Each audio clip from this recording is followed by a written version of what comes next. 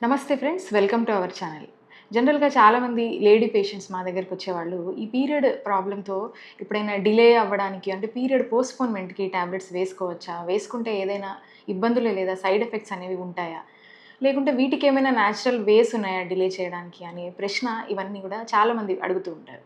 ఈ వీడియోలో మనము ఈ పీరియడ్ పోస్ట్‌పోన్‌మెంట్ కోసం వేసుకునేటువంటి టాబ్లెట్స్ వల్ల మనకేమైనా ఇబ్బందులు కలుగుతున్నాయా? న్యాచురల్ వేలో ఏమైనా పోస్ట్‌పోన్ చేసుకోవచ్చా? అనే విషయాల గురించి డిస్కస్ చేసుకుందాం. నేను మీ doctor Kanchana Lakshmi, care herbs Ayurveda clinic Panjagutta.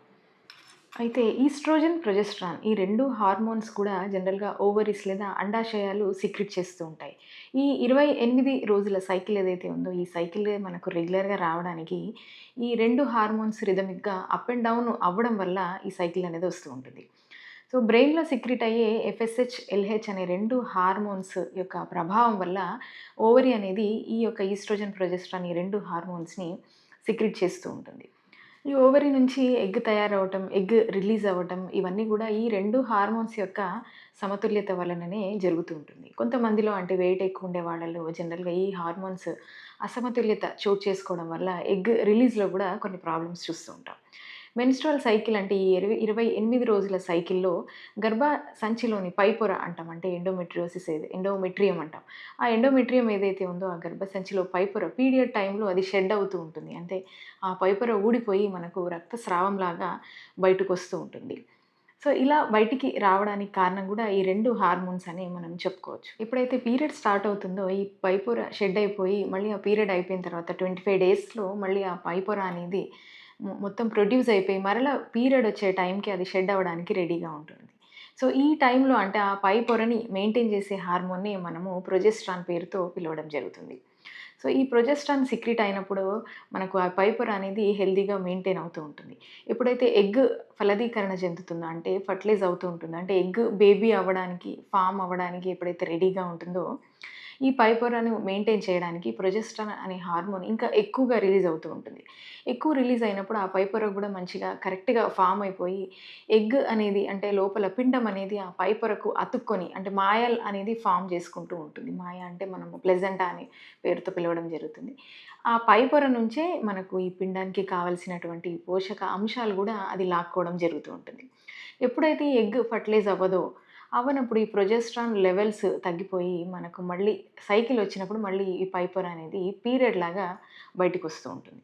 అయితే ఎవరైతే ఈ పోస్ట్‌పోన్ టాబ్లెట్స్ వేసుకుంటూ ఉంటారో, అంటే కొంతమంది రిజెస్ట్రాన్ అని వేసుకుంటారు, ప్రిమోల్యూట్ ఎన్ అని, నొవిలాన్ అని ఇట్లా డిఫరెంట్ నేమ్స్‌తో ఎవరైతే వేసుకుంటూ ఉంటారో ఇవన్నీ గూడా కాంట్రసెప్టివ్ పిల్స్ అనే చెప్పుకోవచ్చు. అంటే ఈ ప్రొజెస్ట్రాన్ యొక్క డెరివేటివ్స్‌గా మనం చెప్పుకోవచ్చు. అంటే గర్భధారణ కాకుండా ఉండడానికే ఈ టాబ్లెట్స్ అన్నీ గూడా ఇస్తూ ఉంటారు.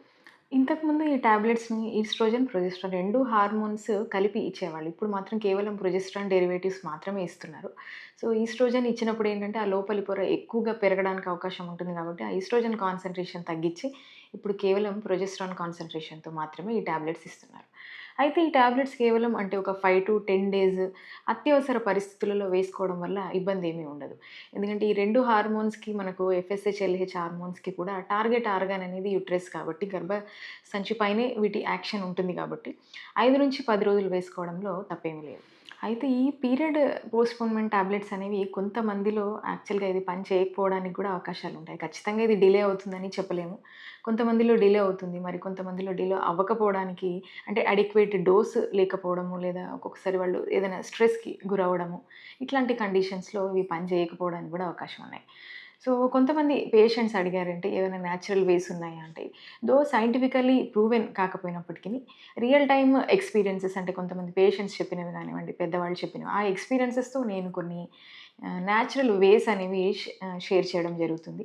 సో, ఇందులో ఉండేటువంటి anti inflammatory properties, anti oxidant properties ఉండే ఈ హెర్బ్స్ ఏవైతే ఉన్నాయో నేను షేర్ చేసేవి, వీటి వల్ల కొంతమందిలో ఈ డిలేడ్ పీరియడ్స్ అనేవి చూడడం జరిగింది. అందులో మొదటిది మెంతులు. మెంతులు కొన్ని అంటే ఒక చిటికెడు మెంతులు ఉదయాన్నే పరగడుపున నోట్లో వేసుకొని నమిలి నీళ్లు తాగుతూ ఉంటే గనక పీరియడ్స్ అనేవి ఒక 3-5 డేస్ డిలే చేయొచ్చు. సో, దాల్చిన చెక్క కషాయం అంటాం. కషాయాన్ని మనకు పీరియడ్స్ ఒక 1 వీక్ బిఫోర్ నుంచే మనం స్టార్ట్ చేసుకుంటే గనక కొంతవరకు మనం పీరియడ్స్‌ని ఒక 5 డేస్ డిలే చేసుకోవచ్చు. ముల్తానీ మిట్టి ఆర్ ఫుల్లర్స్ ఎర్త్ అంటాం. దీన్ని గూడా ఒక 25 గ్రామ్స్ ముల్తానీ మిట్టిని వాటర్‌లో మిక్స్ చేసుకొని ఒక 1 వీక్ రెగ్యులర్‌గా తీసుకున్నా గూడా ఈ పీరియడ్స్ అనేవి డిలే అవుతాయి అని నేను విన్నాను.